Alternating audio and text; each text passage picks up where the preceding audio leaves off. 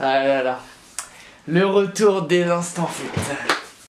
Yo tout le monde, c'est Mixou, j'espère que vous allez bien les amis, en tout cas moi ça va super. Aujourd'hui on se retrouve pour une toute nouvelle vidéo concernant l'actualité du foot, peut-être reprendre les instants foot. Et c'est pour ça qu'aujourd'hui j'ai besoin de vous, c'est une vidéo de test, pour voir si vous voulez que je reprenne cette série. Alors je vous invite tout d'abord dans les commentaires à me le dire, votre avis concernant cette vidéo une fois que vous avez fini de la regarder, et à mettre votre plus gros pouce bleu pour pouvoir me prouver. C'est pas français ça? Ah, le bac de français ça va être beau Mixou. Non, plus sérieusement, à mettre votre plus gros pouce bleu pour justement que je continue à faire cette série, parce que ça demande mine de rien un peu de travail, il faut que je recherche les informations, c'est pas une vidéo qu'on peut faire en improvisant. Et je tiens à passer un petit message également pour tous ceux qui sont abonnés, tous ceux qui me suivent durant les lives, etc. Parce que je sais qu'il y en a pas qui me suivent sur les lives, mais qui me suivent sur mes vidéos. Alors merci à vous tous. Et voilà, en ce moment avec les cours c'est un petit peu compliqué, j'ai des bacs blancs par-ci par-là, et tenir la cadence c'est compliqué. Du coup c'est pour ça que j'essaie au moins de vous faire des lives 2-3 fois par semaine sur Fortnite, ou après les vidéos j'essaie d'en faire au moins une fois toutes les 2 semaines grand max, mais là j'essaye de reprendre le rythme, il y aura les vacances de Noël et tout, donc ça fait plaisir. Et donc pour Noël etc, je me suis dit pourquoi pas se faire un petit objectif, road to 10 000 abonnés, vraiment, mais 10 000 personnes, j'arrive même pas à imaginer que 10 000 personnes appuient sur le bouton abonné. Bon là on est au 8800 à l'heure actuelle où je tourne cette vidéo, et ce serait cool qu'avant 2019 on y arrive aux 10 000 abonnés. C'est quasiment impossible, alors je vous le dis c'est quasiment impossible, mais bon, qui ne tente rien n'a rien comme on dit. Bref, cessons de blablater et passons au instant foot. Le premier sujet que nous allons parler, oui, nous pouvons pas l'éviter ces derniers jours. Bon là je suis un peu en retard, il y a beaucoup de youtubeurs qui l'ont fait, c'est pour ça que je vais le faire assez rapidement. C'est la cérémonie du Ballon d'Or qui a été juste très malaisante. Personnellement je l'ai regardé du début jusqu'à la fin, parce que voilà, une cérémonie du Ballon d'Or ça se loupe pas, c'est une fois par an. Bref. Et ce que je retiens de ce Ballon d'Or, c'est même pas la gloire des joueurs, la cérémonie. C'est Martin Solveig. Il a mis un malaise. Mais Martin Solveig, perso, je le connaissais. Ses musiques, j'aimais bien. Mais lui, en soi, je savais pas trop déjà à quoi il ressemblait Martin Solveig en tant que DJ. J'aimais bien ses sons. Mais mes frères, l'invite jamais à une cérémonie, l'invite jamais à ton mariage. Martin Solveig, on me le donne. J'en veux pas frérot, j'en veux pas. Pour ceux qui ont peut-être pas vu les extraits, qu'ils ont fait le tour des réseaux sociaux, qu'ils ont fait le tour du monde entier, j'ai envie de te dire, et ben regardez, je vous mets quelques extraits. Est-ce que tu connais Martin Solveig? Non.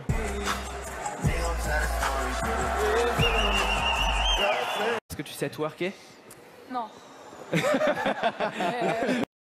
Et après je trouve pas normal que c'est pareil, à 15 h on savait déjà à l'avance les gars, on savait déjà qui avait gagné ou non, et en plus on savait le classement exact, et ça je trouve ça inadmissible de la part de la FIFA, de la part de qui tu veux, qu'on sache déjà, ça gâche un peu toute la cérémonie. Et pareil, les joueurs de grande classe ces dernières années sur le Ballon d'Or qui sont tout le temps là, je parle de Ronaldo, je parle de Messi, ils étaient même pas là, ils savaient déjà à l'avance qu'ils avaient perdu, du coup ils venaient pas, et après bah forcément t'avais Luka Modric qui était là, Griezmann etc, pour l'équipe de France fallait qu'ils soient là les joueurs, mais franchement ça m'a dégoûté un peu.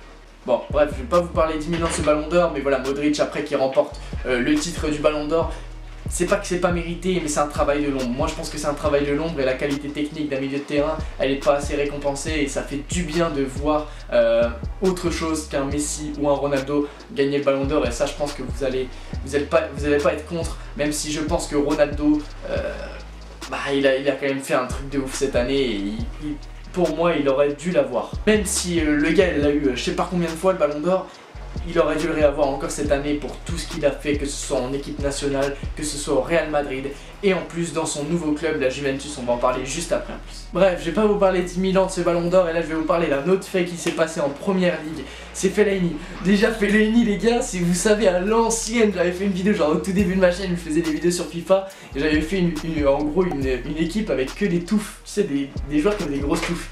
Et là Fellaini il s'est tout rasé, mais c'est pas de ça qu'on va parler, c'est son tirage de cheveux qu'il a fait face à, attends je regarde sur mon ordi, c'est Guendouzi, voilà, je connaissais pas son nom, c'est Guendouzi, c'est un joueur d'Arsenal, il lui a tiré les cheveux, et là on a une image, d'ailleurs ce sera sûrement l'image de la miniature, mais l'image est assez violente, il tire carrément les cheveux. Matteo Guendouzi, après s'être tiré les cheveux violemment par Fellaini, il lui a mis un tweet assez marrant les gars sur Twitter, je vais vous le lire.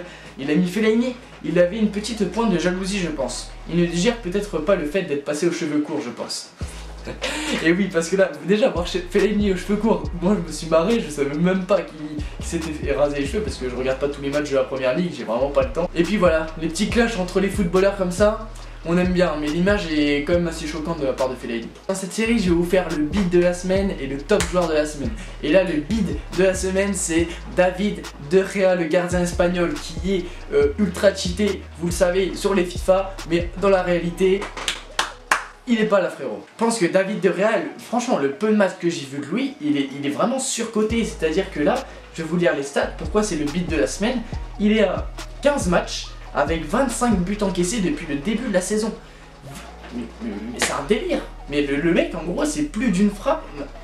Pire que Mandanda. Non, plus sérieusement, on parle pas de Marseille, là on parle de David De Gea. C'est vraiment un mec qui est surcoté, même à la Coupe du Monde, etc. Même les notes qu'ils lui mettent sur FIFA, je trouve ça abusé. Et voilà, David De Gea, bien joué, t'as le titre du plus gros beat de la semaine sur l'instant foot des Mixou. Et le top joueur du mois, le top joueur de la semaine que je décerne, hein, ça reste mon avis, il y en a beaucoup qui ont fait des grosses performances, mais celle que je retiens, c'est celle de Cristiano Ronaldo qui a été élu meilleur joueur de la Juventus au mois de novembre.